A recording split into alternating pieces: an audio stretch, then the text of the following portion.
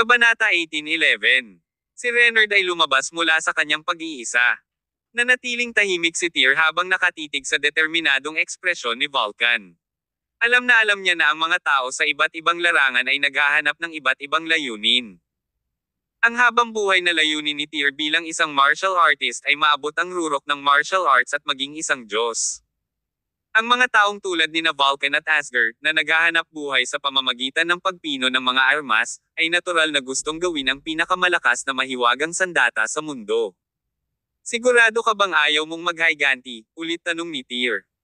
Ikinawi ni Vulcan ang kanyang kamay at sinabing, inalis na ng Cardinal at ng Great Guardian ang kanilang cultivation base para mabayaran ang kanilang mga kasalanan.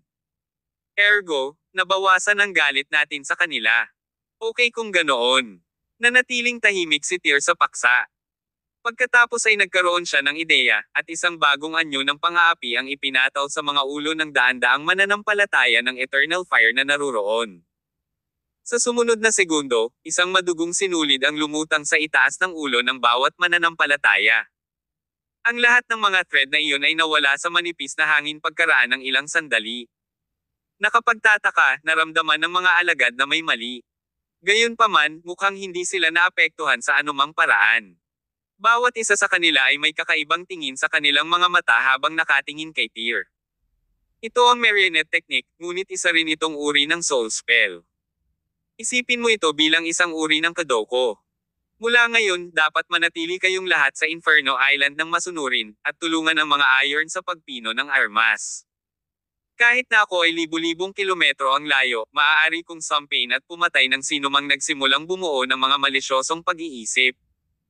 Matagal nang alam ng mga tao tulad ng Cardinal at ng Great Guardian na ang Spectre Magic ay naglalaman ng mga kakaibang spell. Naniwala din sila na hindi sila binibiro ni Tyr.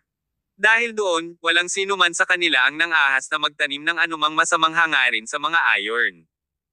Ang lahat ng mga alagad ng Eternal Fire ay lumuhad at nagsumite sa Tyr sa lugar. Pagkatapos ay nanatili si Tyr sa Inferno Island para sa isa pang araw. Natuklasan sa araw na ito ang libu-libong mga sandata at battlesuit na huwad ng kultong ito. Ang mga artifact na iyon ay naipon sa paglipas ng mga taon ng mga alagad, na siyang naging pamana ng kulto. Gayunpaman, para kay Vulcan, na naghahangad na lumikha ng pinakamakapangyarihang mahiwagang sandata sa mundo, ang mga tinatawag na sandata at battlesuit na ito ay nagsisilbi ng ilang layunin. Kaya, pumili si Tyr ng humigit kumulang 3,000 sa mga suit na ito, at isinilid ang mga ito sa mahiwagang salamin na iyon. Napakaraming powerhouses ang Regal Palace. Ang mga mapagkukunang kulang sa kanila ay ang mga elixir, armas, at mga diskarte sa paglilinang. Dati, dinala ni Tyr ang ilang mahiwagang puno ng prutas na nabunot niya sa enchanted space ng Hellsby Mountain. Marami sa Regal Palace, ang mga hari at general ng palasyo ay na-promote sa Transformation Realm salamat sa mga punong iyon, ngunit hindi sapat ang mga ito upang palakasin ang lakas ng Regal Palace sa kabuuan. Higit pa rito, binigyan ng pamilyang White ang Regal Palace ng napakaraming pamamaraan ng paglilinang. Ang pinakakulang sa kanila ngayon ay mga armas. Gayunpaman, ang mga sandata at battlesuit na ito ay mas malakas kaysa sa dinala ni Dylan mula sa Sacred Association dati.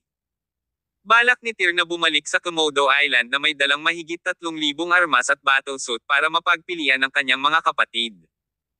Ang kanyang kamakailang mga pagsisikap na pagnakawan ng mga bagay sa sinaunang martial arts world ay nakaipon ng maraming mapagkukunan para sa Regal Palace.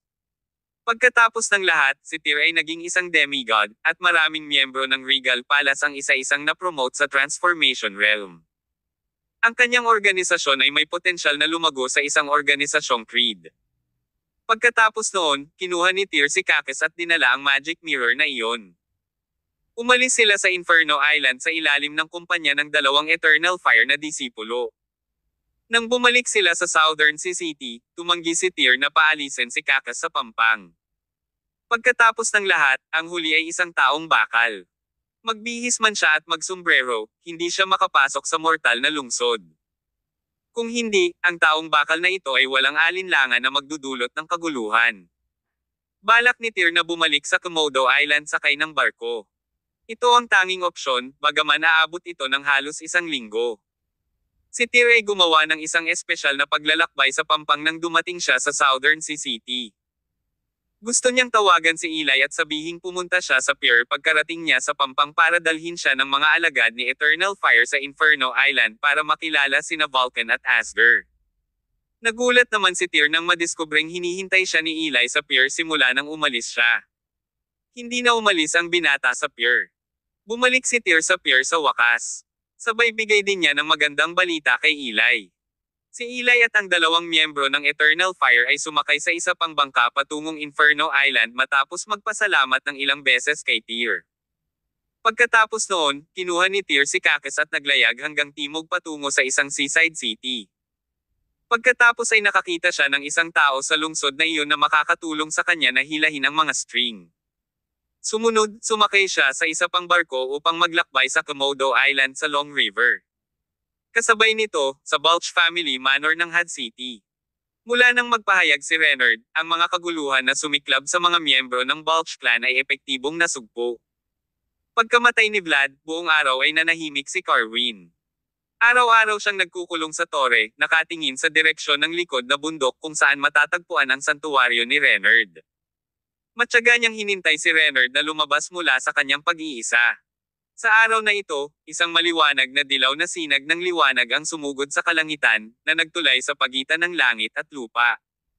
Nagmula ito sa direksyon ng pamilya mula sa likod ng bundok ng Manor.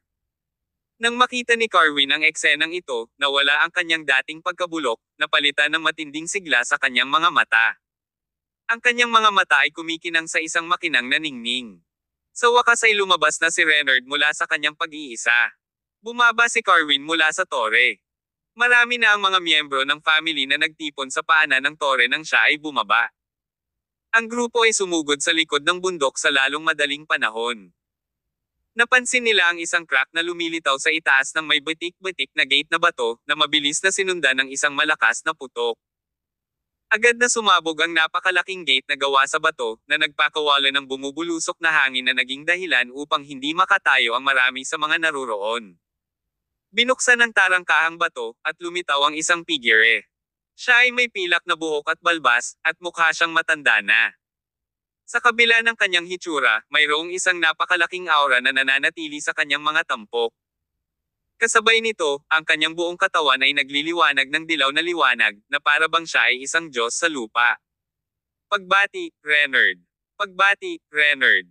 Ang lahat ng mga nanunood ay lumuhad sa lupa at sumamba kay Reynard. Si Reynard ay higit sa 100 taong gulang sa taong ito. Ayon sa mga alamat, ang isang demigod ay may habang buhay na humigit kumulang 200 taon.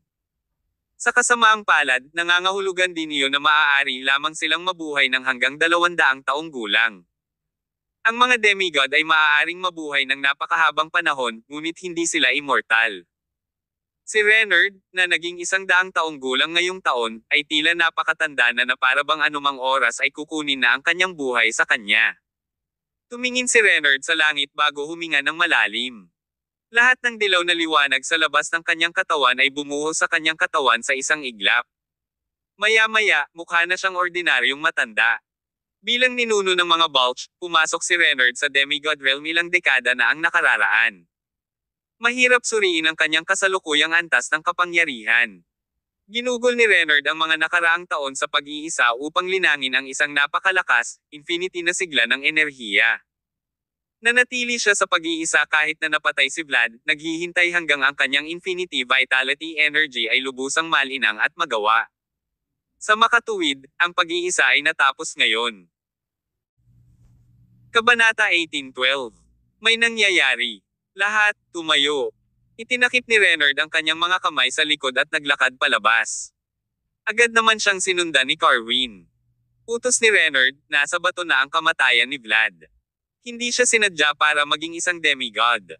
Gayunpaman, sisiguraduhin kung may paghihiganti ang kanyang kamatayan. Hanapin mo sa akin ang impormasyon tungkol sa lalaking pumatay kay Vlad. Oo, Reynard.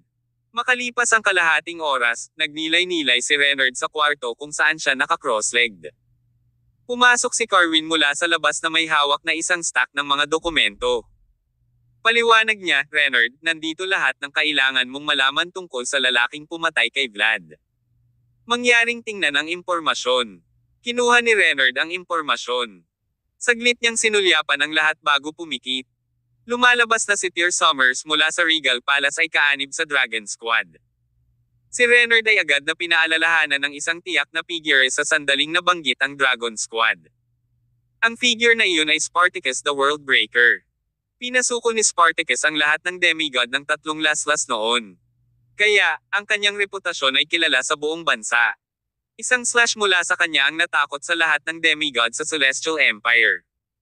Bukod pa rito, si Renard ay isa sa mga demigod na pinagbantaan ni Spartacus noon. Ang bakas ng pananakot kay Spartacus ay nananatili pa rin sa puso ni Renard sa memoryang dati. Gayunpaman, hindi natakot si Renard sa kanya dahil buong tiwala siya sa kanyang Infinity Vitality Energy. Na-promote si Tyr bilang demigod sa tulong ng terrain ng dragon sa Hellsby Mountain. Siya ay nasa 30s pa lang sa taong ito. Ang kanyang kakayahan ay mas mababa kaysa kay Vlad. Gayunpaman, ang lalaking ito ay walang alinlangan na isang world-class na henyo. Bahagyang pumikit si Renard.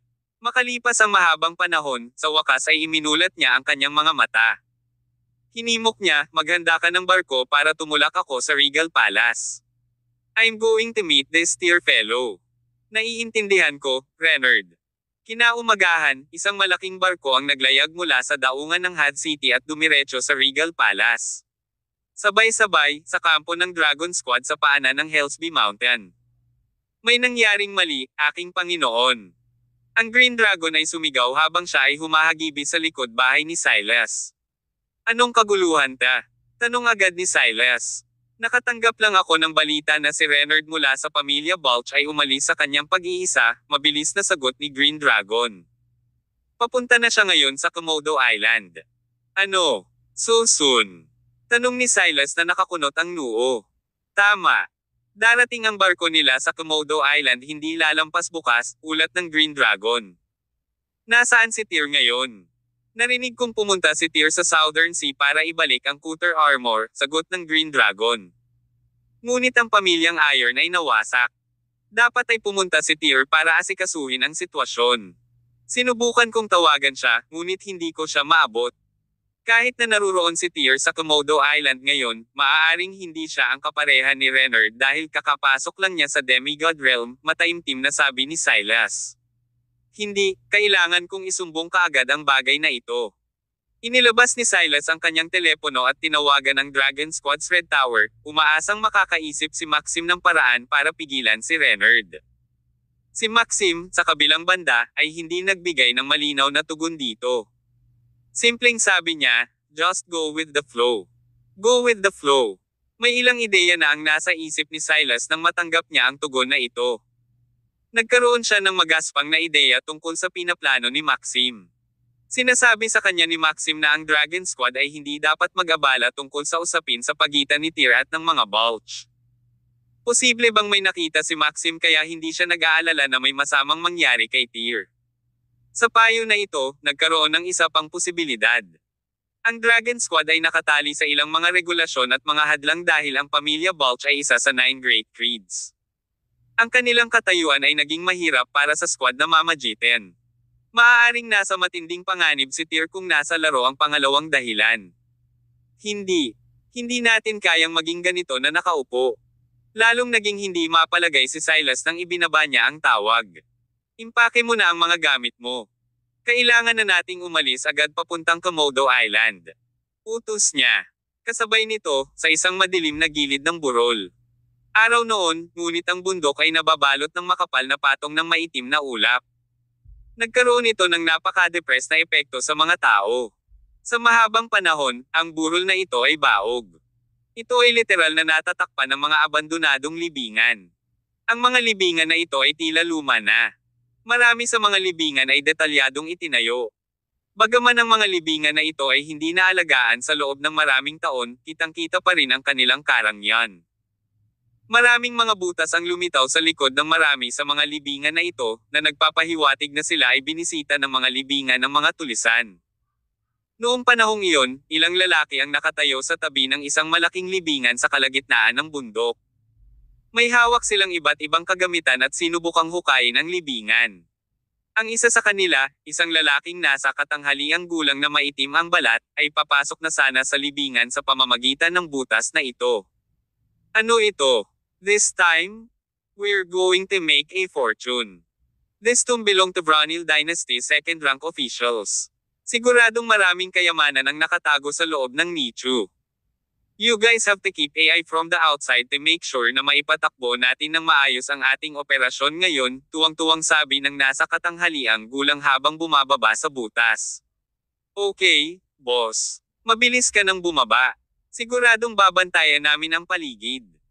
Kasabay nito, ang dalawang figure sa ibaba ng gilid ng burol ay dahan-daang patungo sa tigang na libingan. Ang nasa harap ay nakasuot ng pulang damit, habang ang nasa likod ay naka-wheelchair. Ang wheelchair na ito ay ginawa gamit ang mataas na kalidad ng mga materyales at pagkakagawa. Ito ay ganap na mekanikal at automatiko. Kahit na ang pag-slide pababa sa burol ay magiging kasing tatag ng paglalakad sa lupa. Master, tinawag ka ba ni Senior Silas dahil sa aking boss? Tanong ni Jim. Yes. Renard has emerged from his seclusion, sabi ni Maxim sabay tango. Papunta na siya ngayon sa Regal Palace para maghayganti sa amo mo. Karaniwang kalmado ang ekspresyon ni Jim, ngunit mukhang nag-aalala siya ngayon. Tinanong niya, Guro, dapat ba tayong? Hindi na kailangan yon. Ngumiti si Maxim at umiling na para bang walang pakialam sa kaligtasan ni Tyr at ng iba. Don't worry. Hindi kayang sakta ni Renard ang amo mo, pagtitiyak nito sa kanya.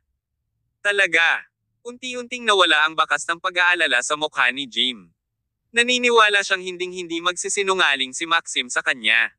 Master, dinala mo ako sa paglalakbay sa buong mundo at tinuruan mo ako ng maraming bagay noong mga panahong iyon. Ano ang plano natin sa araw na ito? Nakakatakot ang lugar na ito, kaya maaaring may mga multo dito. Sa panahong ito, sinusundan ni Jim si Maxim sa paligid at nakakita ng maraming kakaibang bagay. Nakita pa niya ang maraming bagay na nagpabagsak sa kanyang orihinal na pananaw sa mundo. Natutunan din ni Jim ang maraming malalim na mga pamamaraan at pormasayo ng metapisika. Kaya naman, kahit na may multo ang sumulpot sa kanyang harapan sa mga oras na ito, hindi na siya magtataka. Tumangala si Maxim sa direksyon ng kalahati ng bundok. Ngayon, maglalaro tayo, paliwanag niya. Gayunpaman, hindi ako ang player. Isipin mo ito bilang iyong pagsusulit. Gusto kong makita ang mga resulta ng iyong pag-aaral. Ngayon, ikaw na ang baalang hulihin ang pusa. Kabanata 18:13. Ang larong pusa.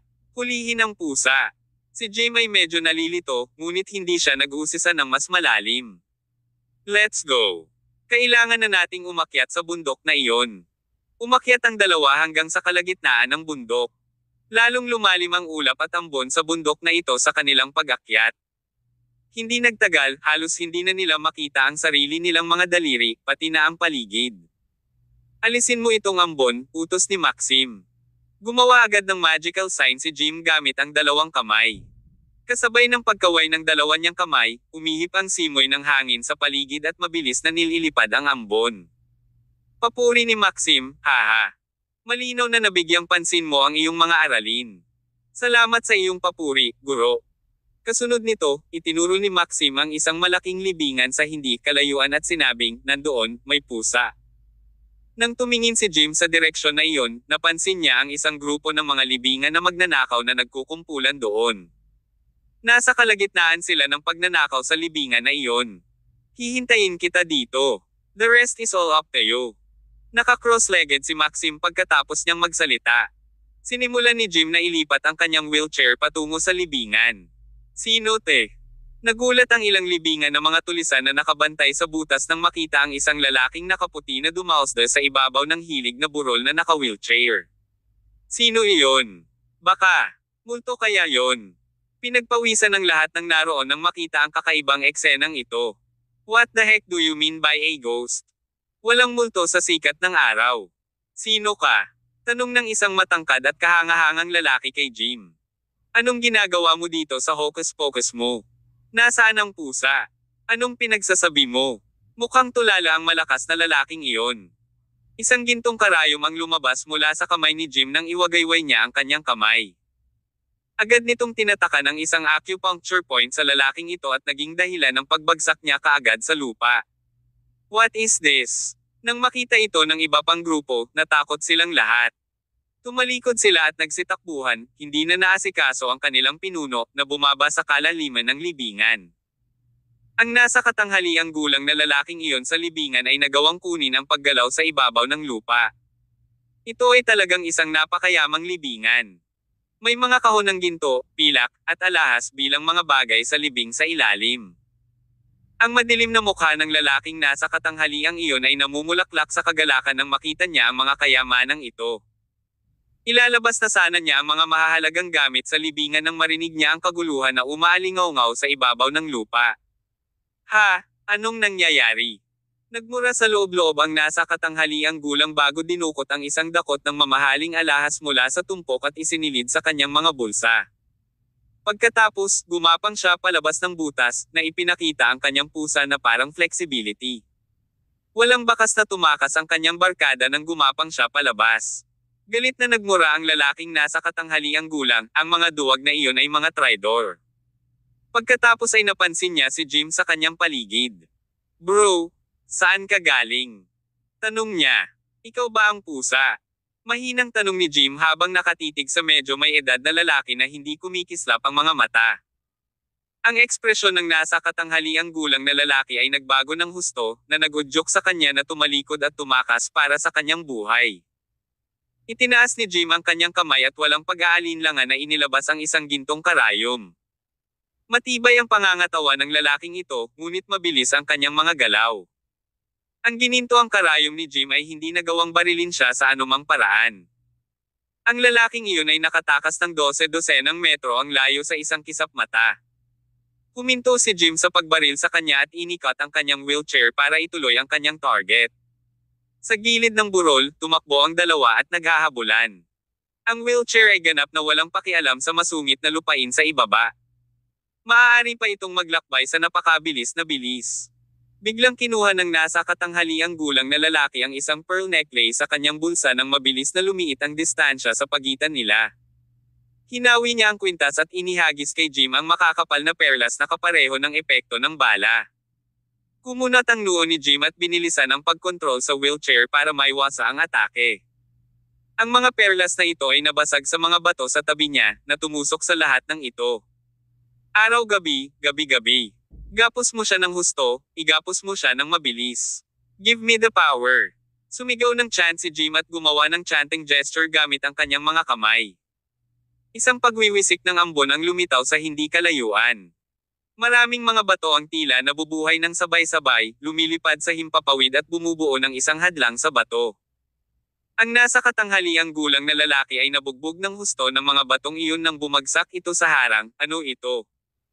Mabilis siyang umatras, ngunit nakasalubong niya ang parehong hadlang sa likuran niya. Kaliwa't kanan. May harang na lumitaw sa lahat ng direksyon, na patuloy na lumalapit sa kanya. Hindi nagtagal ay nakulong ang nasa katanghaliang gulang na lalaking iyon. Napapaligiran siya ng mga bato at hamog. This is a formation. Sino ka at bakit mo ako hinahanap? Hindi sumagot si Jim dahil hindi siya sigurado kung ano ang gusto ni Maxim na hanapin niya sa middle-aged na lalaking ito. John Doe, descendant of Emperor Martin, I need you to do something for me, sabi ni Maxim, ang boses niya sa di kalayuan. Kailangan mong sumama sa amin. Sumabog ang isip ng lalaki nang marinig ang pangalang John Doe na lumabas sa bibig ni Maxim. Matagal nang hindi ginagamit ni John ang pangalang iyon. Siya ay gumagamit ng isang palayaw sa buong panahon. Ang lalaking ito, sa kabilang banda, ay tinawag ang kanyang pangalan at sinabi na siya ay isang inapo ni Emperor Martin. Siyempre, nagulat siya ng husto. Biglang naguluhan ang ekspresyon ng nasa katanghaliang gulang na lalaki. Ang kanyang buong buto ng katawan ay kapansin-pansing tumaas sa isang iglap matapos magpakawala ng mahinang ungol. Halos kaagad, sinira niya ang porma sayon ni Jim at sumugod sa kabilang bahagi ng burol. Naisip ni Jim na muling ayusin ang porma sayon, ngunit marahang idiniin ni Maxim ang kanyang balikat at sinenyasan na hindi na niya kailangan pang gumalaw pa. Sa isang kisap mata, inilagay ni John ang layo na 12-dosenang metro sa pagitan niya at ng mga humahabol sa kanya. Naisip ni Jim na muling ayusin ang porma sayon, ngunit marahang idiniin ni Maxim ang kanyang balikat at sinenyasan na hindi na niya kailangan pang gumalaw pa. Casual na ikinaway ni Maxim ang kamay niya. Sa kanyang harapan, isang rumaragas ang unos ang nagdulot ng pag-iipon ng ambon mula sa lahat ng direksyon patungo sa nasa katanghaliang gulang na lalaki. Bahagyang itinaas ni Maxim ang kanyang kamay, na bumubuo ng isang porma sayon. Nagagawa niya ang mga hindi kapani-paniwalang bagay gamit ang kanyang mahika. Ang mga kakayahan ni Maxim sa metapisika na pamamaraan ay umabot sa tugatog ng pagiging perpekto. Pagkatapos ay kumislap ang figure ni Maxim, at mabilis siyang pumunta sa harapan ni John. He stated flatly, "Hindi ka makakatakas." Natigilan si John. Inikot niya ang kanyang ulo at tumakbo palabas ng 100 metro sa kabilang direksyon. Gayunpaman, muling lumitaw si Maxim sa kanyang harapan ng walang kahirap-hirap. Sa kabila ng muling pagpapakita ni Maxim, hindi tumigil si John sa kanyang mga landas. Sa halip, tumalikod siya at tumakbo sa kabilang direksyon. Ang parehong bagay ay nangyari muli. Hindi nagtagal ay lumabas na si Maxim sa kanyang harapan. Laging nasa harapan ng lalaking ito si Maxim, kahit anong pilit niyang tumakas. Sabay na nasa labyrinth sina John at Maxim. Mula sa pananaw ni John, patuloy na nag-teleport si Maxim sa kanyang harapan. Laging maaabutan ni Maxim ang kanyang likuran at humaharang sa kanyang dinadaanan, gaano man siya kabilis tumakbo. Sa katotohanan, gayunpaman, hindi ito ang kaso. Mula sa pananaw ni Jim, si Maxim ay nakatayo pa rin sa buong oras, habang si John ay tumatakbo ng pabalik-balik at natitised kay Maxim ng paulit-ulit. Si John ay tila tumatakbong paikot-ikot. Kabanata 18:14. Nakarating na ang mga Balch sa Komodo Island. Matapos ang 12-dosenang nabigong pagtatangka na tumakas, sa wakas ay sumuko si John. Huminga siya ng husto, ang kanyang higit pa rito, si Tyr ay isang demigod na ngayon. Kahit na mahanap siya ni Reynard, wala tayong paraan para malaman kung sino ang mananalo sa laban. Hindi yun magandang dahilan para hindi ako bumalik. Matagal ng demigod si Reynard, pero ngayon lang na-promote ang amo ko sa demigod. Hindi talaga siya katapat ni Reynard. Kailangan kong pigilan ang pag-atake ng pamilyang Balch sa Regal Palace, ikaw ang gumawa sa akin bilang matriarch, kaya ako ang namamahala sa pamilyang White ngayon. Bahagyang nagdilat ang mga mata ni Rehis. Girl, anong gusto mong gawin? Tentative niyang tanong. Gusto kong ipatawag kaagad ang lahat ng powerhouses ng pamilya, sagot ni Olympias. I don't care if the Balch Ages have a demigod with them. If they dare to attack Regal Palace, I will fight them at all cost.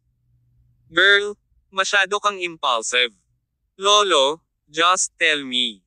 Ako ba ang matriarch ng White family o hindi?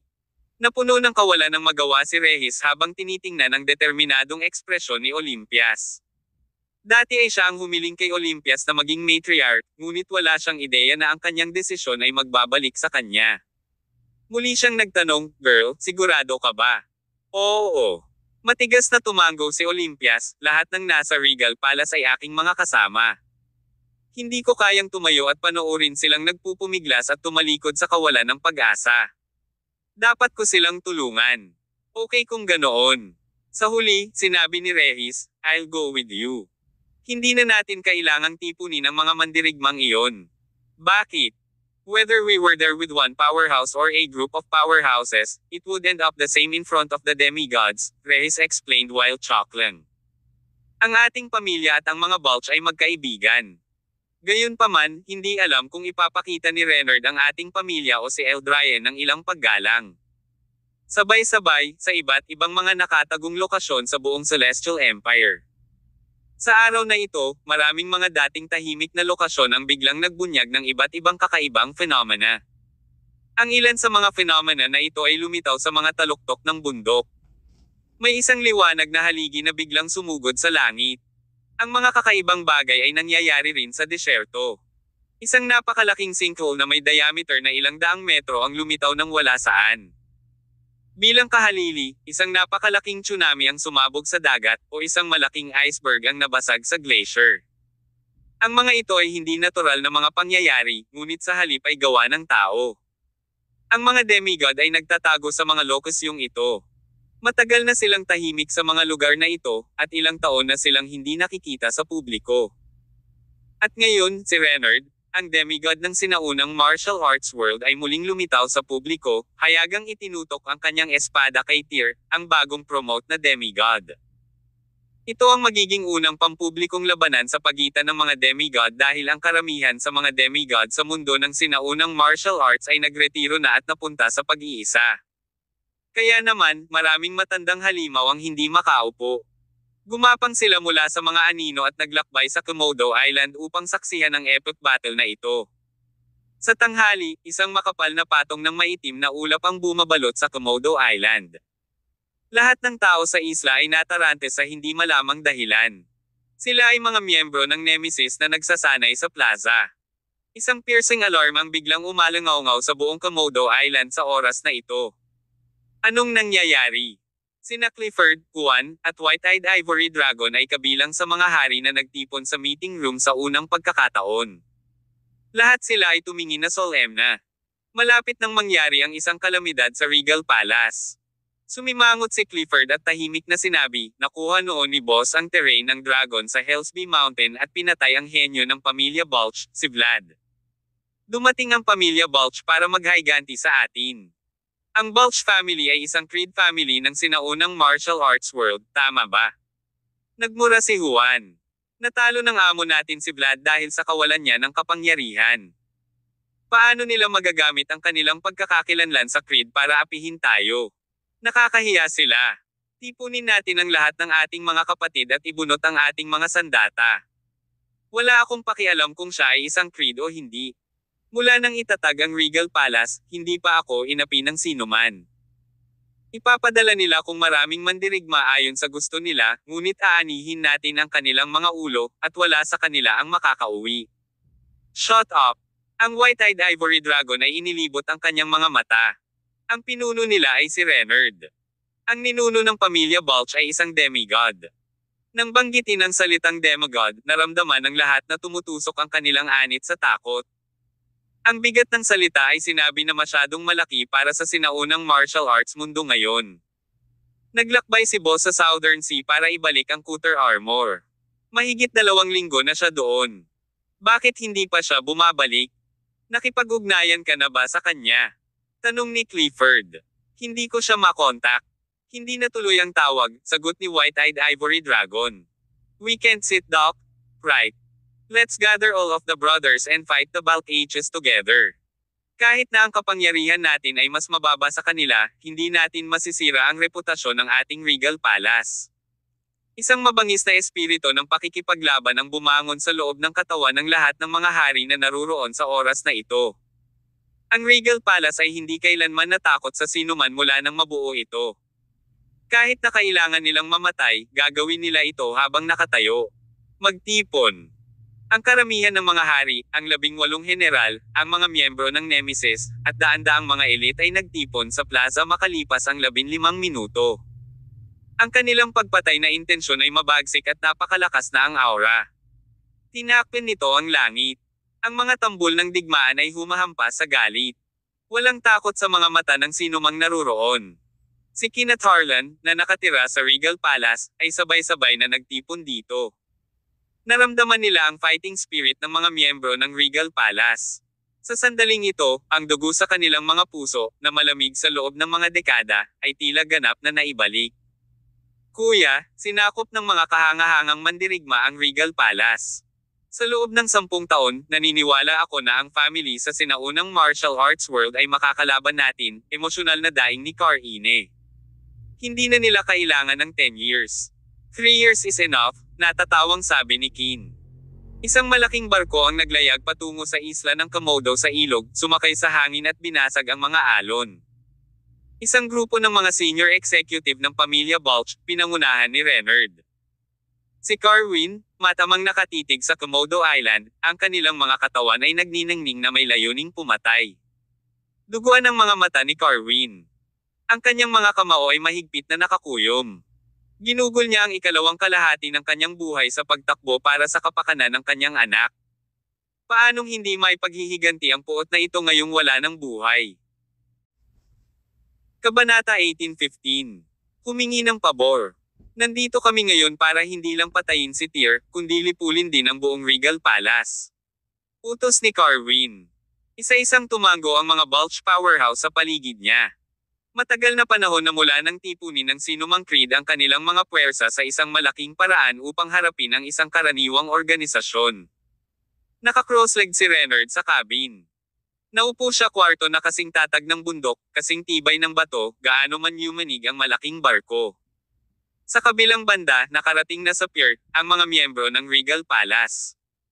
Lahat sila ay nakatingin sa malaking barkong paparating mula sa kabilang direksyon, handang lumaban hanggang kamatayan sa anumang oras. Sa wakas, ang barko ng Bulk Aegis ay ganap na huminto halos 100 metro mula sa pier. Nang magkaharap ang magkabila, ang kapaligiran ay naging lubhang tense. Nasaan si Tyr? Isang malakas na dagandong ang sumabog mula kay Carwin. Maririnig ang kanyang boses sa buong Komodo Island. Si Clifford at ang kanyang koponan ay nasa ilalim ng isang malaking halaga ng presyon. Wala si Tyr, kaya walang choice ang mga haring ito kundi ang humarap at harapin ang sitwasyon. May dahilan ba kung bakit pumunta ka hanggang sa Komodo Island para hanapin ang amo ko, Patriarch Balch? Humakbang si Clifford at direktang hinarap si Carwin. Pinatay ng iyong Palace Master ang anak ko, malamig na sabi ni Carwin. Naparito ako para humingi ng hustisya ngayon. Sabihin mo kay Tyr na magpakita ka agad. Palace Master is not here. Please come back another day. Sagot ni Ivory Dragon na may puting mata. Wala siya ngayon, di ba? Tapos papatayin ko lahat ng nasa Regal Palace ngayon, malamig na sanggal ni Carwin. Titigil ko lang ang patayan ko kapag nagpakita na siya. Sino ka ba sa tingin mo? Ang ilan sa mga general mula sa Regal Palace ay nagsimulang umungal sa galit. Sa palagay mo ba ay maaari mong patayin ang sino mang gusto mo mula sa Regal Palace? Bumaba ka. Ang Regal Palace ay walang duwag. Ang lahat ng mga members ay pinatay ang kanilang daan sa mga bundok ng mga bangkay sa mga nakaraang taon. Natural, walang halaga sa kanila ang banta ni Carwin. Sa sobrang galit ni Carwin ay nagutos siya ng pag-atake kaagad. Lahat ng tao sa Regal Palace ay kinuyam din ang kanilang mga armas. Isang malaking labanan ang malapit ng sumiklab.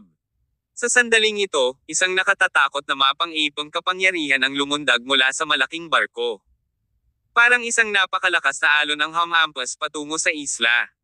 Sa isang iglap, ilang daang miyembro ng Regal Palace na nagpalabas ng intensyong pumatay ay nakaramdam ng matinding pressure mula sa kaitaasan. Para silang na-stuck sa latian, na hindi makahakbang kahit isang hakbang pasulong. Anong nangyayari? Agad namang lumuhad si Clifford at ang iba pa. Namuo ang makapal na patong ng pawis sa kanilang mga noo. Oppression.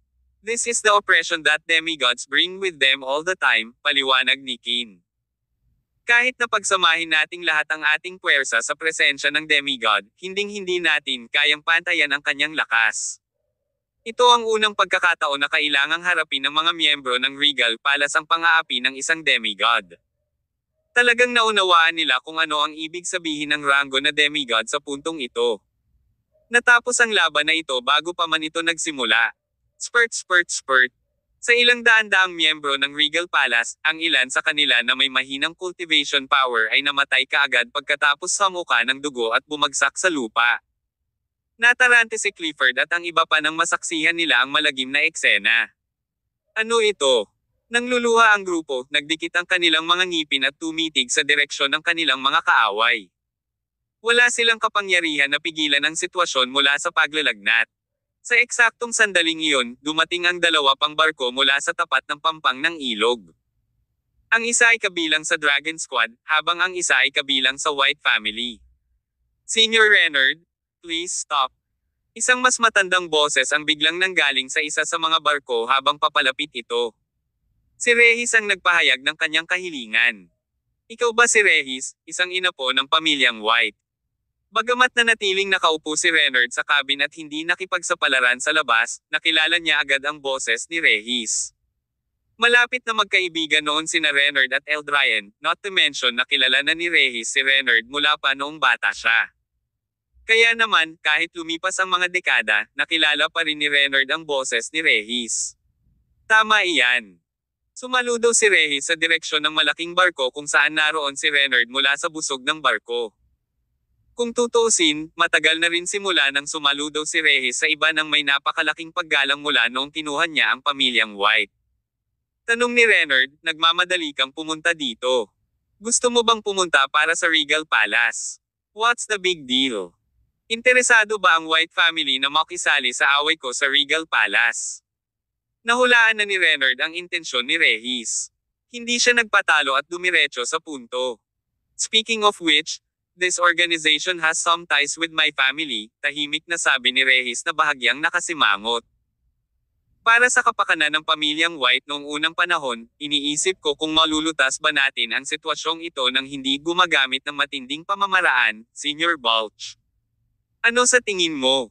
Descendant of the White family, patatawarin kita sa kabastusan mo alang-alang sa pakikipagkaibigan kay Eldryan noong mga unang taon, malamig na sabi ni Renard. Huwag mo akong sisihin kung pabaligtarin ko ang iyong barko kung susubukan mong pasiglahin muli ang aking mga ugat.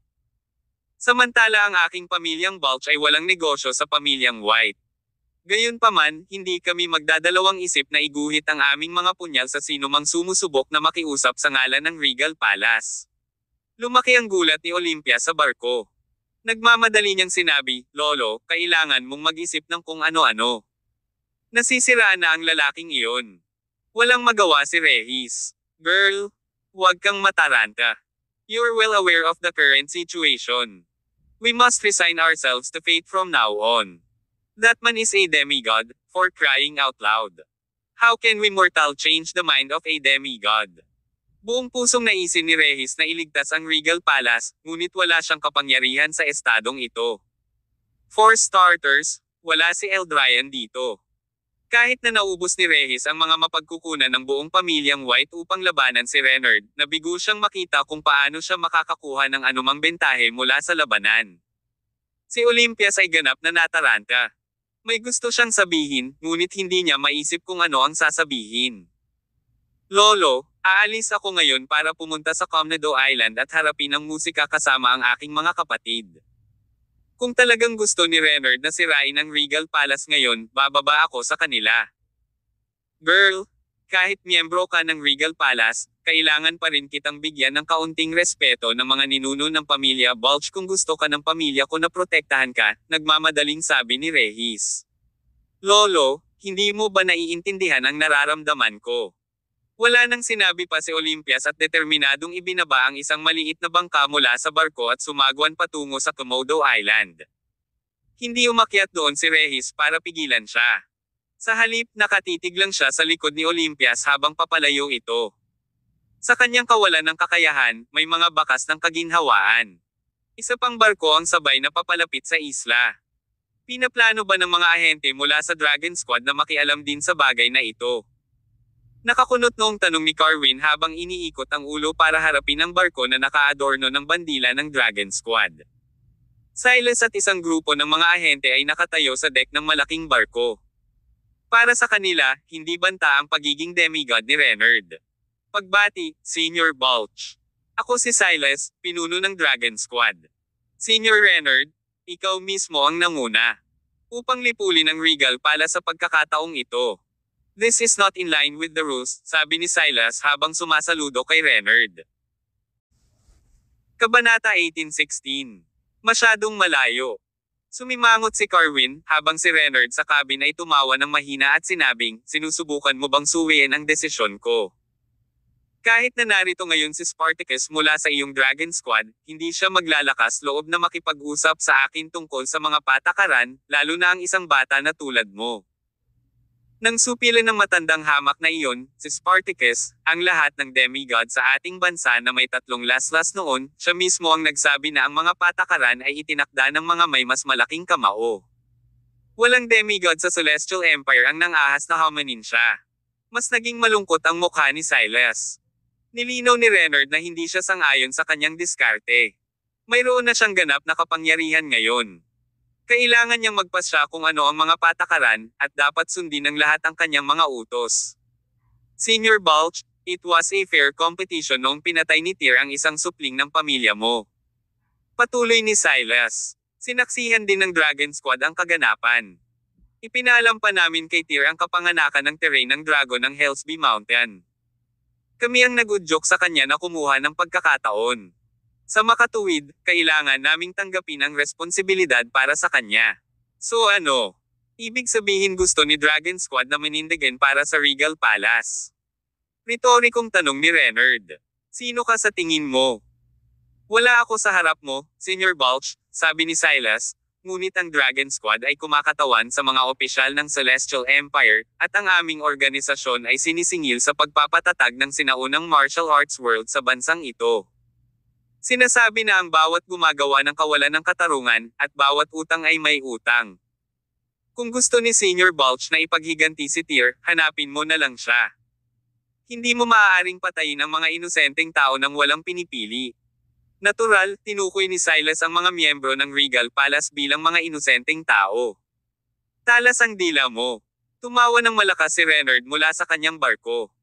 Ano ang gagawin ng Dragon Squad kung pipilitin kong patayin ang mga langgam ngayon? Tinangka ni Renard na hamanin si Silas, lubos na umaasa na uurong ang huli.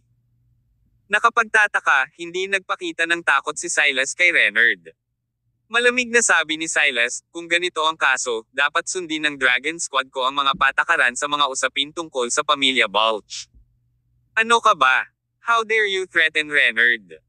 Nang lumabas ang mga salitang ito sa bibig ni Silas, galit na galit si Carwin at ang iba pa.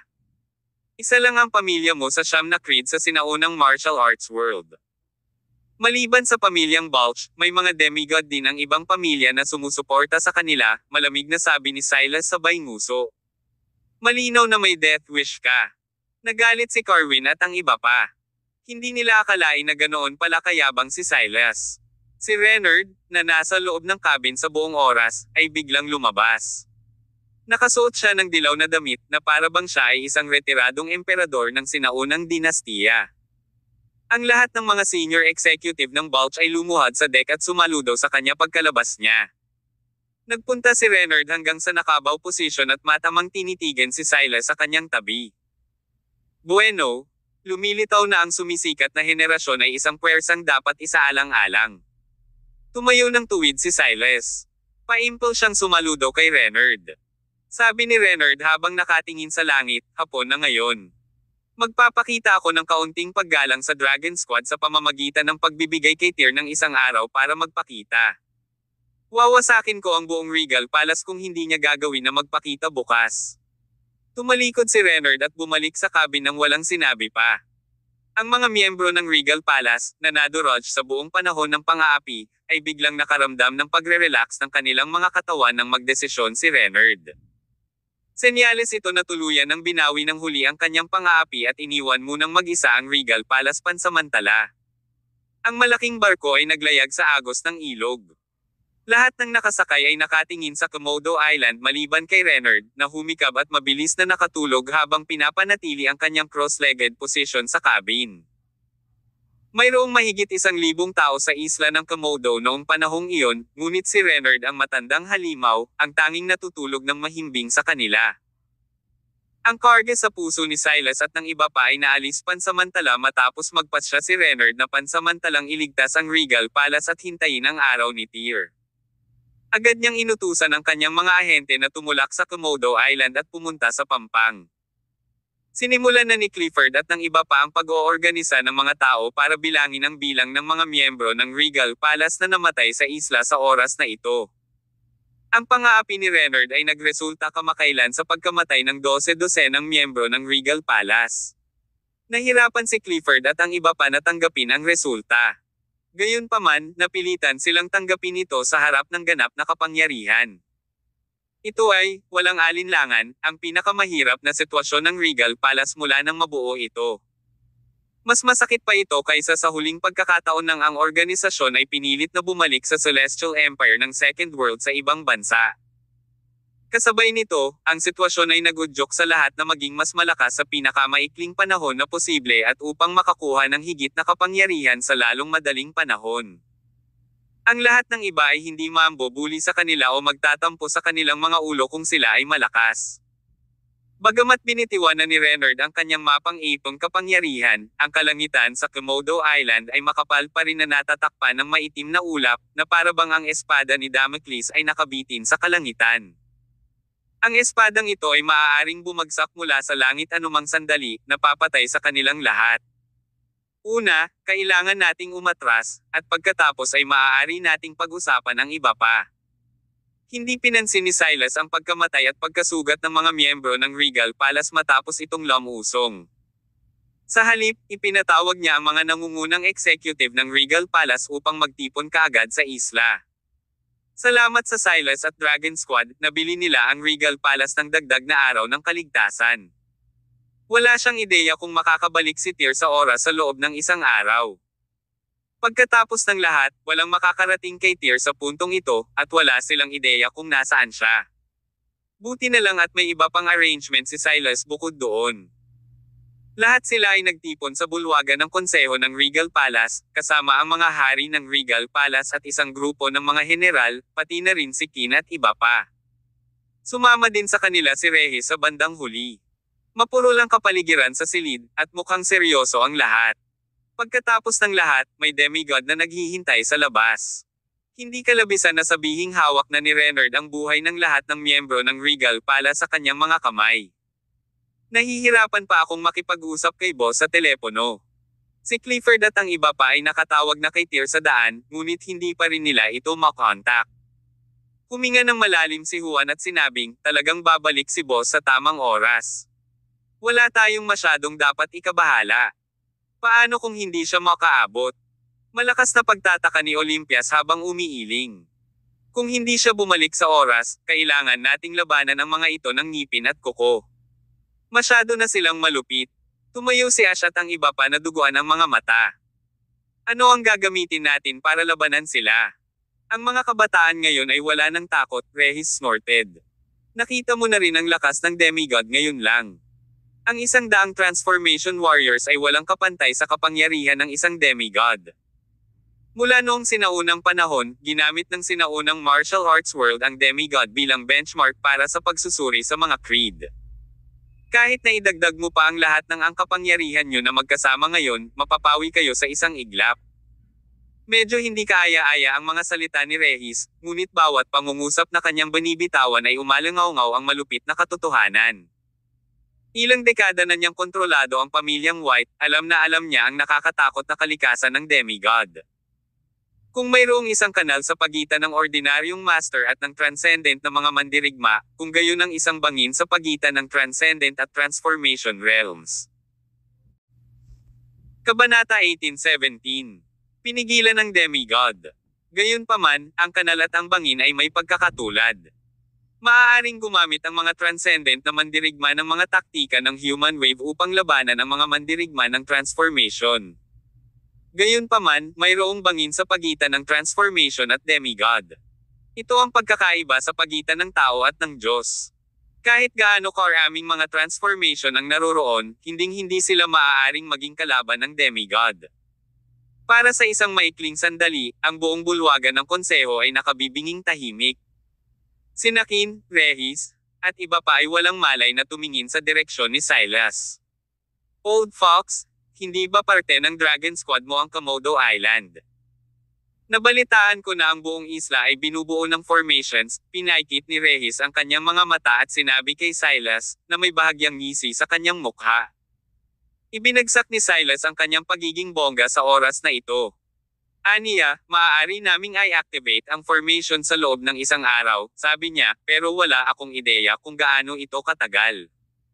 Ang pormasayo na ito ay sinasabing may kakayahang mag-trap ng dragon. Kung lumuwag ang pagkakahawak, isang serye ng mga chain reaction ang magaganap. Tulad ng inaasahan.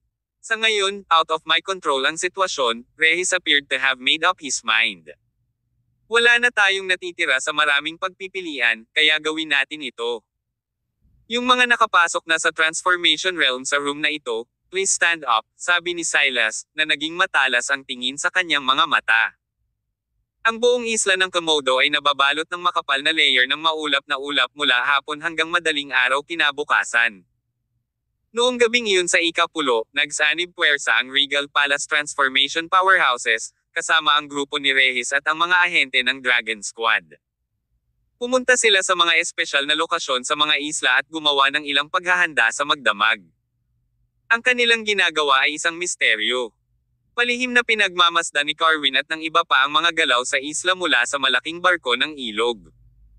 Napansin din nila ang iba sa kakaibang paggalaw sa isla sa ikalawang kalahati ng gabi.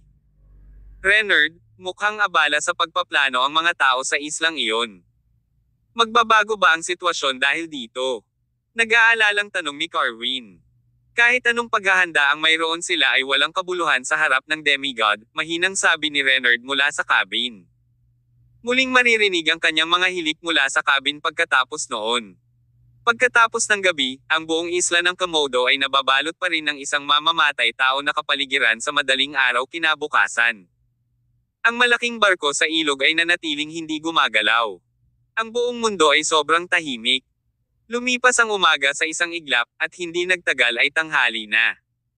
Hindi pa nakabalik si Tyr sa Komodo Island sa oras na ito.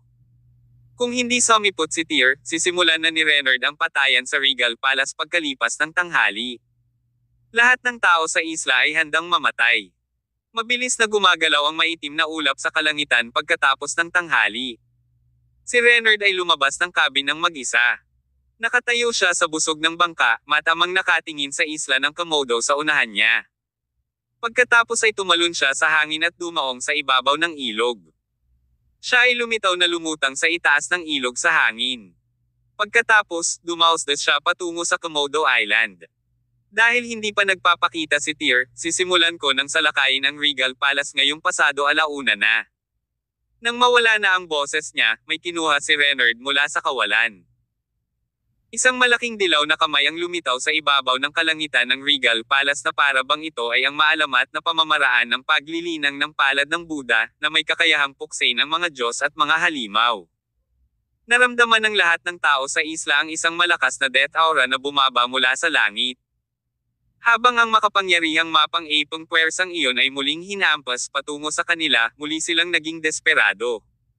Hindi alam kung ano ang mangyayari sa kanila kung nahulog ang palad na ito. Baka mapahamak kaagad ang malaking bilang ng mga tao sa Regal Palace.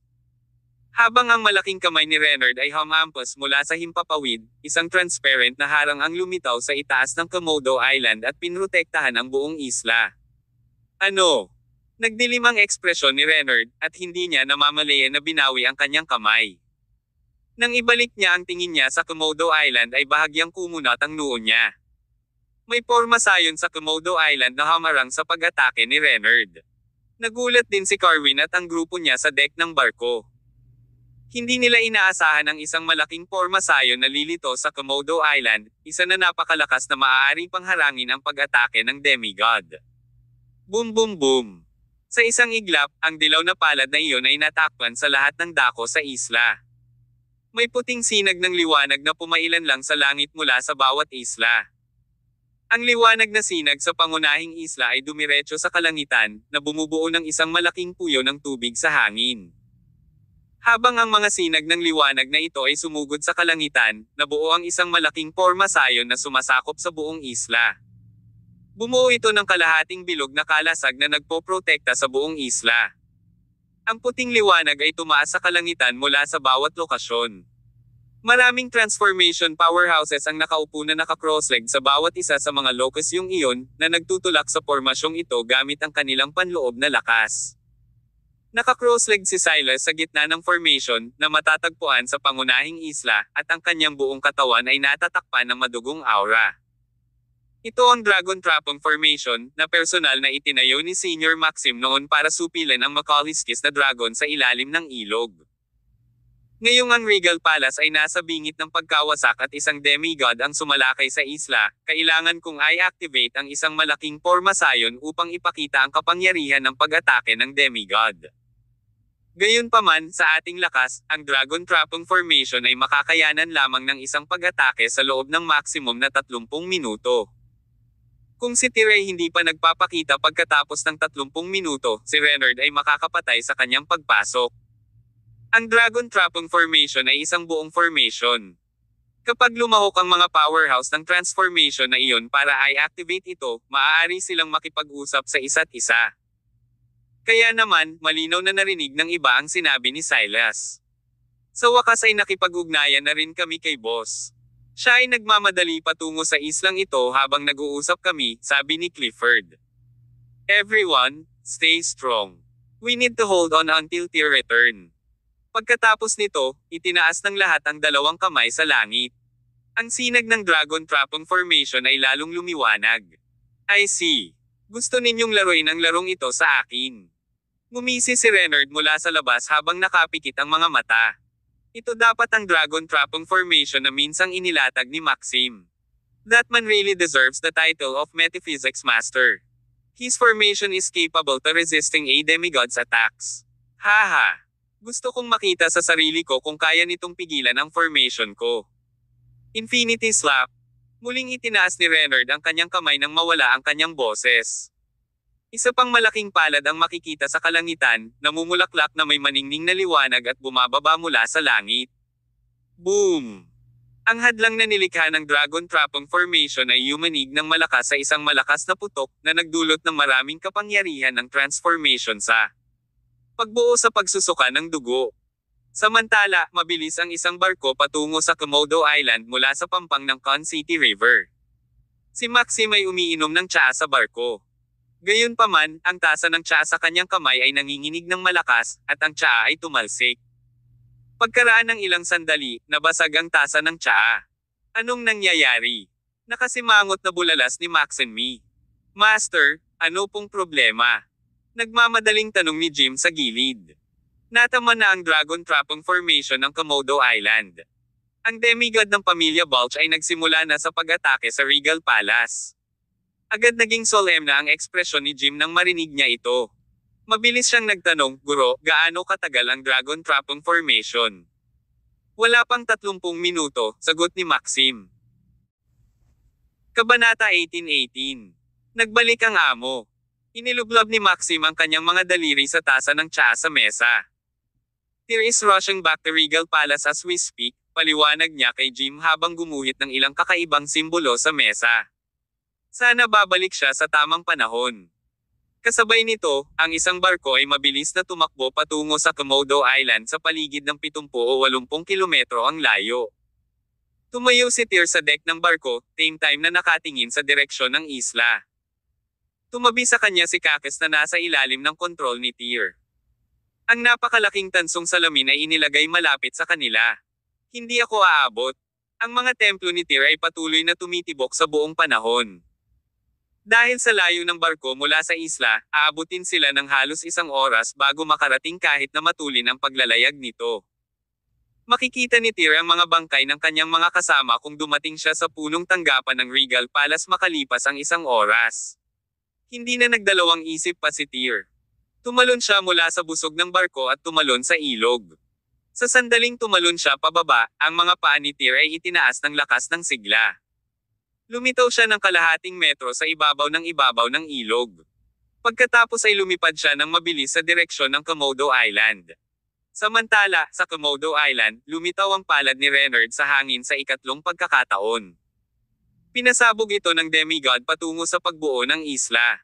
Isang malakas na palakpak ang umalangaw-ngaw sa buong kalangitan. Sa wakas ay naapektuhan ng pag-atake ni Renard ang barrier na nagpoprotekta sa Komodo Island, na nagdulot ng mga siksik na bitek sa shield. Hindi ko na kaya ang pressure. Si Black Caesar, isa sa 18 general na kakapasok lang sa transformation, ay lumuwa ng subo ng dugo bago itinaboy. Boom! Isang malakas na putok na naman ang narinig, na naging dahilan ng pagyanig ng buong isla. Gosh gosh gosh! Si Torbert, Oden, Tanya at ang iba pang miyembro ng Regal Palace ay bumulwak ng dugo sa kanilang mga bibig at dahil dito. Ang Dragon Trapong Formation ay nasa bingit ng pagbagsak. Patuloy na lumakas ang kapangyarihan ni Renard habang walang humpay ang pagbagsak niya sa barrier. Basagsadyan ko na. Isang malakas na dagandong na naman ang pinakawala ni Renard nang magsimulang bumalot sa kanyang buong katawan ng dilaw na liwanag. Umungol siya, Infinity Vitality Energy. Boom! Sa huling pagkakataon, dumaloy ang kanyang palad mula sa itaas, na epektibong nabasag ang kalasag na nakapaligid sa Komodo Island. Si Silas ang huling umubo ng dugo, ang kanyang kutis ay namutla. Nawasak ang porma sayon. Nang makita ito ni Carwin at ng iba pang tao sa deck, lumiwanag ang kanilang mga mukha sa tuwa. Hindi pa nagpapakita si Tyr. Si Reynard ay magsisimula na ngayon sa kanyang pagpatay. Ang dilaw na palad ay nabuo muli sa itaas ng walang laman. Imposible para sa mga tao sa isla na pigilan si Reynard ng walang dragon trapong formation. Naramdaman ng lahat ang hindi kapani-paniwalang pressure habang pinagmamasdan nila ang malaking palad sa himpapawid na bumababa mula sa langit na para bang ito ay isang pag-atake na kahawig ng kay Buddha. Bundok limang daliri. Boom! Ang alikabok at buhangin ay lumipad kung saan-saan. Siguradong target ng dilaw na palad na palubugin ang Komodo Island sa isang suntok. Isang figure ang lumipad mula sa kabilang dulo ng ibabaw ng ilog sa kritikal na sandaling ito. Ito ay dumating sa napakabilis na bilis at sa biyaya ng isang kidlat. Isang napakalaking palad ang makikita na bumubulusok pababa sa Komodo Island. Sa takdang panahon, isang malabong gininto ang kamao ang pumailang lang sa kalangitan mula sa Komodo Island. Dalawang nakakatakot na puwersa ang nagbanggaan at sumabog sa hangin. Ang nangingibabaw na enerhiya ng sigla ay kumakalat sa lahat ng direksyon, na nagdulot ng matataas na alon sa ibabaw ng ilog. Ang barko, na nakaangkla sa ilog, ay nagsimulang umindayog ng marahas. Anong nangyayari? Nagulat sa biglaang pagbabago, si Carwin at ang kanyang mga kasama ay nagtaka ng malakas. Mukhang may isang figure na kaka-flash acro river. Pagkatapos noon, na-deflected nito ang atake ni Reynard. Isang figure ang nakitang nakatayo ng buong pagmamalaki sa pier ng Komodo Island, na para bang ito ay isang halimaw. Boss! Boss! Bumalik na si Boss! Boss! Nang makita ng mga miyembro ng Regal Palace si Tyr na sumulpat ng wala sa oras, ang pasan na nagpapabigat sa kanila ay agad na naalis.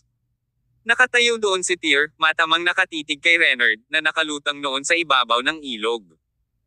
Senior Balch, ginagamit mo sa maling paraan ang cultivation power ng demigod mo para apihin ang mga juniors ng Regal Palace, pagkastigo niya. Hindi mo ba naiisip na masyadong malayo ang mararating mo? Pinaikit ni Reynard ang kanyang mga mata habang sinusukat niya si Tyr mula ulo hanggang paa.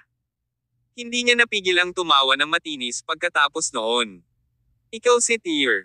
Oo, ako nga, sagot ni Tyr. Pinatay mo ba si Vlad, ang kalahi ko? Ginawa ko. Hindi sinubukan ni Tyr na itago ang kanyang mga aksyon. Siya ay masyadong mahina, siya ay admitted na lantaran.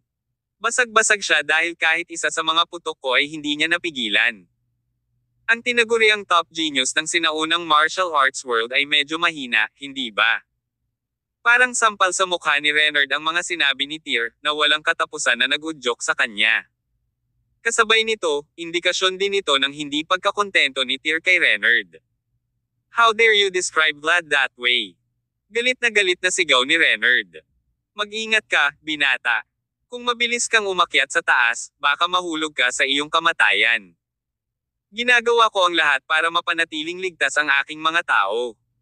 Reynard, iginagalang kita sa pagiging matanda, at tinatawag pa kitang senior, saka huwag mo akong sisihin sa pagiging bastos ko sa iyo, babala ni Tyr habang winuwagayway ang celestial blade sa kanyang kamay. Ang laking bibig. Tyr, ang yabang mo kahit kakapasok mo lang sa demigod realm, malamig na sabi ni Reynard. Sa bandang huli, magiging mayabang ka para tingnan ang Diyos sa hinaharap. I can't help myself. This has been my personality since I was a child. I'm used to be stuck up. Iginuhit ni Tyr ang kanyang celestial blade at direktang itinutok kay Reynard sa puntong ito. Sabi niya, kung gusto mong lumaban, pagkatapos ay maglaban tayo. What a smug kid. Halatang nairita si Reynard sa kay-abangan ni Tyr. Pinagalitan niya, I am going to show you today that there is always someone better than you in the world. Si Reynard ay lumipat sa isang umaataking posisyon matapos ang kanyang mga salita ay bumagsak. Nagkaharap silang dalawa. Ang sinaunang martial arts world, na tahimik sa loob ng halos 60 taon, ay malapit nang muling mabuksan nang magsimula ang epikong labanan sa pagitan ni Tyr at Reynard. Ang labanan ay ang pasimula ng mga demigod na inihayag ang kanilang sarili sa publiko.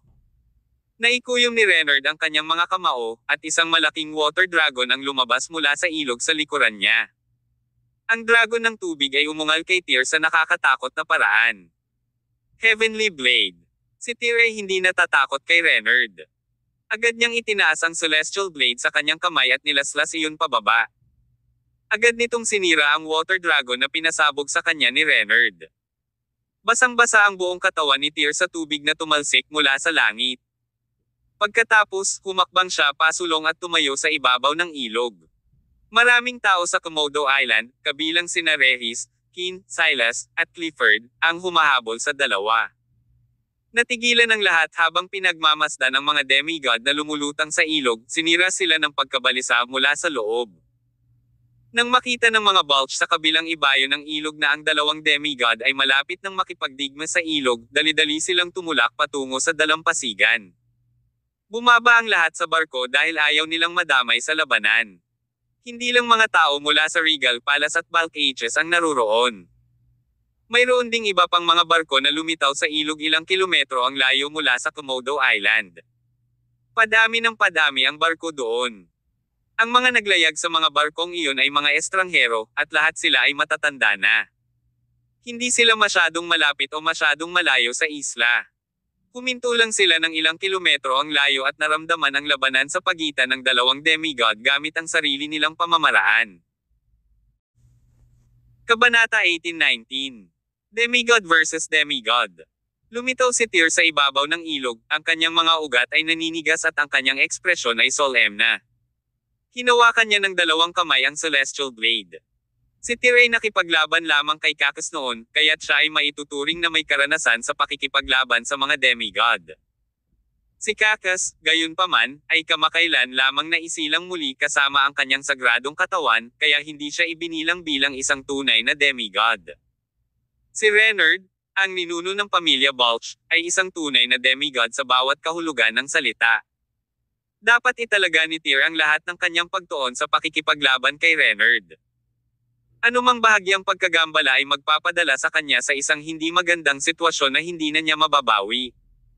Sumugod ang dalawa sa isa't isa pagkatapos ng 10 segundong magkaharap.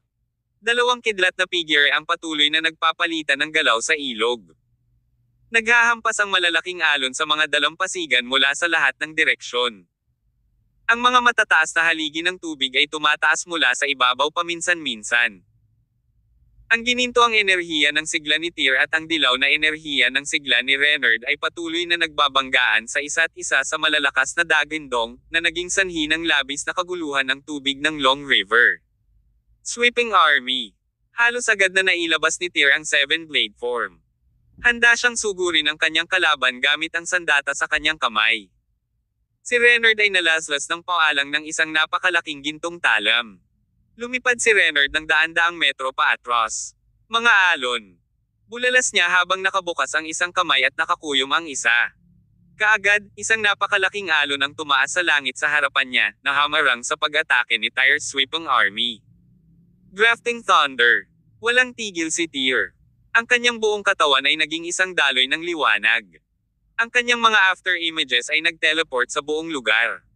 Pagkatapos, pinakawalan niya ang hindi mabilang na talim na kumikinang upang bumaril patungo kay Reynard. Immortal Course. Hindi nakaiwas si Reynard sa pag-atake sa pagkakataong ito. Siya ay nakatayo pa rin, at ang dilaw na enerhiya ng sigla sa kanyang katawan ay halos namuo.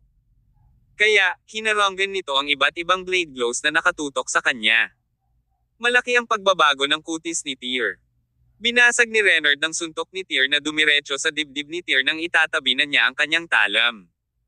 Sa desperasyon, dali-dali itong hinarang ni Tyr gamit ang Celestial Blade. Pagkatapos ay lumipad siya ng daan-daang metro paatros bago huminto. Well, it appears that you have some potential. It's been a long time since I had such hearty battle like today, Tyr, ani Reynard na naningkit ang mga mata.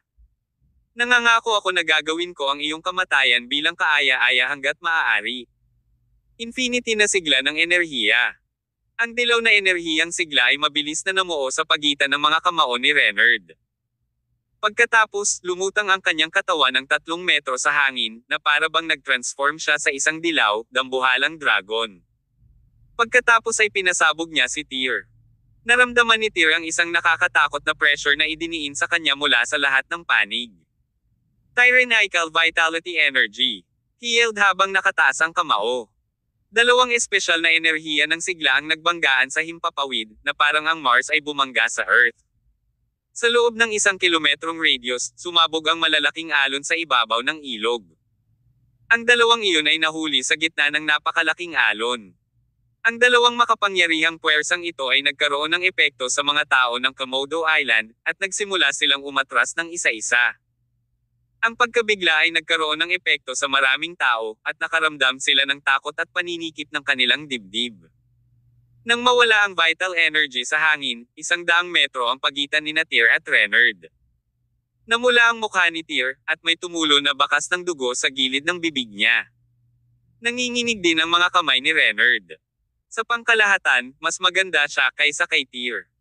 Paano posible na ang kanyang vitality energy ay mas malakas kaysa sa aking infinity vitality energy? Bagamat si Reynard ang nangibabaw sa pagkakataong ito, tinamaan pa rin siya ng lagim. Nililinang niya ang infinity vitality energy sa pag-iisa sa mga nakaraang taon. Bukod pa rito, ang kanyang vitality energy ay mas malakas kaysa sa ibang demigods' vitality energy. Naniniwala pa siya na ang kanyang infinity vitality energy ay ginawa siyang walang kapantay sa mga demigod. Hindi niya inaasahan na haharapin ang vitality energy, iyon ay mas malakas kaysa sa kanyang sariling infinity vitality energy sa kanyang unang laban pagkatapos lumabas mula sa pag-iisa. Mas malala pa ang gagawin ni Tyr kaysa sa pagsusuka ng dugo ngayon kung wala siyang tyrannical vitality energy. Maaaring mapinsala siya ni Reynard sa lugar. Si Tyr, pagkatapos ng lahat, ay isang bagong dating sa demigod realm, samantalang si Reynard ay isang batikang demigod. Kinailangan ni Tyr na lumaban ng husto para sa labanang ito dahil ang mga kasanayan sa pakikipaglaban ni Reynard at background ng enerhiya ng sigla ay higit na mataas kaysa sa kanya. I can't let this go on any longer. Hindi ko na dapat i-drag out ang laban, or else my vitality energy will be drained. Pakiramdam ni Tyr ay wala ng lakas sa puntong ito. Ang kanyang kalaban ay nasa demigod realm ng mahabang panahon at may napakalakas na pundasyon ng enerhiya ng sigla. Lalong magiging halata ang kawalan ni Tyr kung matagal niya itong ipinaglaban. The Song of the Empire. Tyrannical Vitality Energy. Isang dagindong ang pinakawalan ni Tyr, at nagsimulang kumalat ang mga ginintoang ron sa kanyang buong katawan, na may mga bakas ng gintong enerhiyang sigla na naghalo. Habang ito ay sumasabog patungo kay Reynard, sinamahan ito ng isang galit na puwersa. Bahagyang lumiit ang mga mata ni Reynard. Lalong nagiging bigo siya sa kanyang kawalan ng kakayahang makita ang batang demigod. Hindi niya ipagsapalaran ang pagiging pabaya. O Torch Blast. Bulalas ni Reynard, muling tinawag ang kanyang infinity vitality energy. Isang malaking, dilaw na balabal na figure ang pumailanglang sa likod ni Reynard, halos 10 metro ang taas, na para bang ito ay isang emperador na walang takot na nakatayo sa pagitan ng langit at lupa. Boom! Ang malaking figure ay sumabog ng isang nakakatakot na puwersa, at agad itong nawala ng tuluyan. Ang katawan ni Reynard ay umatras ng daan-daang metro sa isang pagkakataon. Napakalakas ng puwersa. May bakas din ng dugo ang tumalsik sa bibig ni Reynard na mabilis niyang pinunasan. Ang sulok ng kanyang bibig ay nabaluktot sa isang kakaibang ngiti. Anak, iniinis mo talaga ako. Marahas na nanginig ang katawan ni Reynard nang bumagsak ang boses.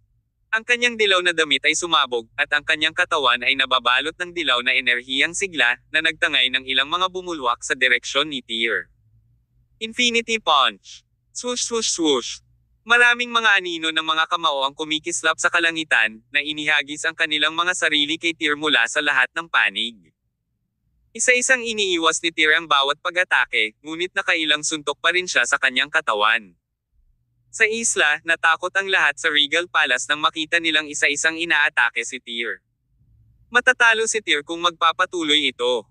Si Reynard ay isang veteranong demigod kung tutuusin, patuloy ni Silas, na magkasalubong ang mga kilay.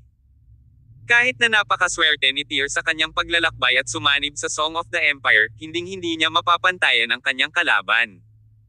Ano ang dapat nating gawin ngayon? Tanong ni Clifford at ng iba habang nanginginig sa takot. The battle between demigods is no longer something we can intervene in, paulit-ulit na sabi ni Silas habang umiiling. Lahat ay umaasa lamang sa magandang kapalaran ni Tyr. Sana, may milagrong mangyari sa huli. Himala. Ang bawat miyembro ng Regal Palace ay kinakabahan na nanunood ng labanan sa puntong ito. Tahimik silang nagdarasal sa kanilang mga puso na magkaroon ng milagro. Naputol ang ritmo ni Tyr dahil sa pambobomba ni Reynard sa Infinity Punches. Pagkatapos ay gumamit si Reynard ng isa pang Orange Punch. Ang kanyang Infinity Vitality Energy ay patuloy na hinihigop ng napakalaking dilaw na figure na iyon, na kalaunan ay naging solidong anyo. Ang napakalaking figure na iyon ay may anyo ng isang halimaw na nakatayo sa pagitan ng langit at lupa. Hinawakan niya ng malalaking kamay si Tyr. Si Tyr ay nakatali sa kapangyarihan ng patuloy na paggawa ng puwersa mula sa kanyang mga kamay, na nagdulot sa kanya ng matinding sakit.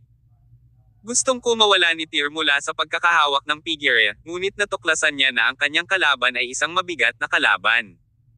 Sa halip, ang kanyang pakikibaka ay nadagdagan ang higpit ng pagkakahawak ng figurang iyon. Kabanata 18:20. Dalawa laban sa isa. Kaluskos. Ito ay tunog ng mga bitek na kasukasuan. Kinokontrol ni Reynard ang dilaw na figure at patuloy na nagbuhos ng Infinity Vitality Energy dito. Ang kanyang mukha ay mukhang hindi pangkaraniwang kakilakilabot habang siya ay sumigaw, "Anak, narito na ang iyong wakas." Cosmos Slash. Infinity Swords gumagalaw. Kinawayan ni Reynard ang kanyang kamay patungo sa langit. Isang dilaw na aura ng espada ang natipon sa hangin. Kumikislap ito sa kalangitan, handang tumusok sa katawan ni Tyr. Nasa ilalim ng kontrol ng dilaw na figurang ito si Tyr noong panahong iyon. Walang paraan na maiiwasan niya ang pag-ataking iyon.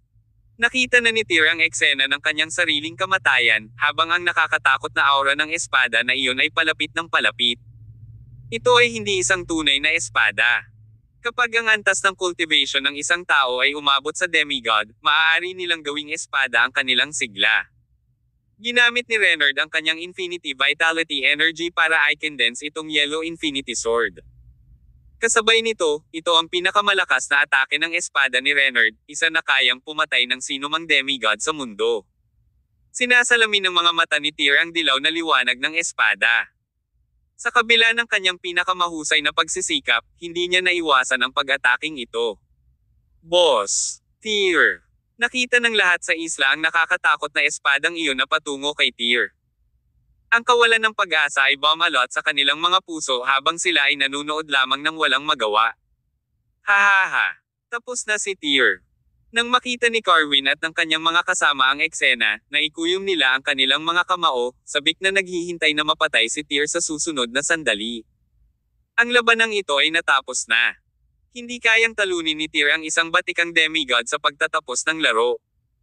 Isang mahabang buhok na matanda na nakasuot ng puting damit ang umiling at humagulgol mula sa barko, na ilang kilometro ang layo. Baka hindi ganyan. Biglang may narinig na boses na umaalingaw-ngaw sa di kalayuan. Dumilim ang mukha ng matandang iyon na nakaputing damit, at itinoon niya ang tingin sa maliit na bangka sa kanyang tapat. Nakilala niya ito kaagad. Maxim Belisarius. Haha! Matandang aso, kahit hindi mo napigilan ang toksong magpakita. Balita ko malapit ka na mamatay. Bakit ka pa tumatakbo? Maxim laughed at tinukso siya mula sa kanyang barko. Hindi ka ba natatakot na mamatay sa ibang bansa? Ang mga kulubot sa mukha ng matanda ay namumula lahat. Maxim, you speak harshly as usual. Sagot niya na sana ay makalipad siya at sakali ng huli sa mismong lugar. Maaga sa huli ay si Kayla nakita kong hindi dahil sa suporta ni Spartacus sa likod mo. Haha! Kung gayon kailangan mong malampasan si Spartacus. Kapag namatay siya, maaari mo akong sakalin. Gayunpaman, kung gaano kalaki ang naubos ng buhay sa iyong katawan, sa tingin ko ay hindi mo siya mabubuhay, panunuyan ni Maxim. Matagal na natahimik ang matandang nakaputi bago nagmura, gawin mo. Clang! Ang Infinity Sword na iyon ay binaril mula sa langit sa Tyr sa larangan ng digmaan, handang puksain siya at ipadala sa kabilang buhay, ngunit ang sumunod na nangyari ay nagulat sa lahat. Hindi nasaksak ng espada si Tyr. Sa halip, isang figure ang lumipad mula sa kabilang panig ng ilog at kinuha ang pag-ataking iyon para kay Tyr. Isang malutong na metal na nakakapit na tunog ang narinig. Ang Infinity Sword ay tumusok sa katawan ng lalaking iyon, ngunit hindi ito tumago sa kanya. Sa halip, nag-iwan ito ng butas na kasing laki ng hinlalaki. Ano yun? Napatulala ang lahat. Iyon ay isang taong bakal. Lahat ng tao sa isla ay nabigla. Nagulat din ang hitsura ng taong bakal ang matandang nakaputi at si Maxim mula sa ilang kilometro ang layo. How is this possible? Another demigod is joining the fight. Si Renard, na noong una ay naniniwalang kaya niyang patayin si Tyr, ay natigilan din ng 2 segundo. Gulat na gulat, tumingin siya sa tapat at nakita niya ang isang taong bakal na lumulutang sa harap ni Tyr, kulay lila na apoy na nagninanga sa kanyang mga mata. Ano ito? Mukhang naguguluhan si Renard. Naikuyom na ni Cacus ang kanyang mga kamao at sumugod kay Renard sa puntong ito. Boom boom boom. Ang mga nakakatakot na suntok ni Cacus ay hindi gaanong mas malala kaysa kay Tyr. Pansamantalang naputol ang ritmo ni Renard. Samantala, isang malakas na dagindong din ang pinakawalan ni Tyr. Ang mga gintong rune na nakapaligid sa kanyang katawan ay agad na tumulong sa kanya upang makawala mula sa pagkakahawak ng napakalaking dilaw na figurang iyon. Ikaw. Tumalon si Tyr sa langit at sumigaw, splitting earth. Bumaba mula sa langit ang isang napakalaking blade glow, nilaslas ang tuktok ng ulo ng dilaw na figurang iyon, at marahas na nabasag siya. Ang infinity vitality energy ni Renard ay nakondensed sa yellow figure na iyon. Nang basagin ito ni Tyr, nasugatan niya ng husto si Renard. Sa isang iglap, bumulwak ang isang subo ng dugo sa bibig ni Renard. Hindi tumigil doon si Tyr. Nagpatuloy siya sa paglansad ng isa pang pag-atake gamit ang Celestial Blade. Kasama ni Cacus, inilunsad niya ang pinakamabangis na pag-atake kay Renard. Totoo na si Renard ay isang batikang demigod na may matibay na pundasyon ng enerhiya ng sigla. Malamang na nahirapan si Tyr na talunin siya dahil kamakailan lang siya nakapasok sa demigod realm, ngunit dumating si Cacus sa tamang oras. Gaano man kalakas si Renard, kaya lang niyang matalo kapag 2 laban sa isa. Isang suntok ang ibinato ni Cacus sa dibdib ni Renard. Agad na lumipad ang matanda palabas ng mahigit 100 metro. Noon, lumipat si Tyr sa likuran ni Renard at pinaghahampas siya bago pa man lumapag si Renard. Mabilis itong sinubukang iwasan ni Renard, ngunit tinamaan pa rin siya nito sa balikat. Ngumisi si Renard habang tumalikod at nag-counter-attack gamit ang palad. Mabilis na naiwasan ni Tyr ang pagsabog. Ginamit niya ang Tyrannical Vitality Energy para maghagis ng suntok pagkatapos noon. Sinadya lang sana ni Renard na iwasan ito, ngunit naunang dumating si Cacus. Parang buhos ng malakas na ulan ang mga kamao ni Cacus, sa bawat suntok ay dumadapo sa katawan ni Renard. Renard. Nang makita ito ng mga Balch sa isla, sila ay natakot. Hindi nila akalain na may isa pang demigod na lilito at tutulong kay Tyr sa isang napakahalagang sandali. Nasa matinding panganib si Renard nang makalaban niya ang 2 tao. Saan galing ang taong bakal? Nagulat din si Kin at ang iba pa sa pagkakataong ito. Mukha siyang demigod. Hindi ko alam. Ang sitwasyon ay nakalilito sa lahat, pati na kay Silas. Hindi nila maisip kung paano nag-recruit si Tyr ng isang taong bakal na may lakas ng isang demigod. Si Renard ay inatake ni Tyr at Cacus sa larangan ng digmaan mula sa harap at likod. Ang kanyang sitwasyon ay maaari lamang ilarawan bilang isang kwento ng kasawian. Hindi mabilang na mga alon ang sumabog sa ibabaw ng ilog. Ang mga alon ay magkakaugnay sa isa't isa, na bumubuo ng isang hemispheric na hugis. Sina Tyr, Cacus, at Renard ay nabalot ng water ball na iyon. Ilang sandali pa ay sumabog ang water ball, at isa-isang lumipad palabas ang 3. Spurt! Isang malaking subo ng dugo ang bumulwak sa bibig ni Renard. Bakit ang buong katawan niya sa puntong ito? Siya ay tumingin sa lubhang kaawa-awa at gulanit. Samantala, dumapo sina Tyr at Cacus sa tabi ni Renard sa magkabilang gilid. Ang katawan ni Tyr ay napapaligiran ng mga gintong rune. Ang Golden Tyrannical Vitality Energy ay patuloy na lumalabas sa kanyang katawan sa parehong oras. Sa kabilang banda, ang katawan ni Cacus ay kumikinang na may kulay ube itim na aura, nagngangalit na lilang apoy na sumasayaw sa kanyang mga mata. Si Renard ay natakot, waka siyang masabi. Forefather of the Balch clan, you tried to destroy my regal palace, malamig na sabi ni Tyr. Talagang papabayaan ko ang mga kasama ko kapag hindi ko kinitil ang buhay mo ngayon.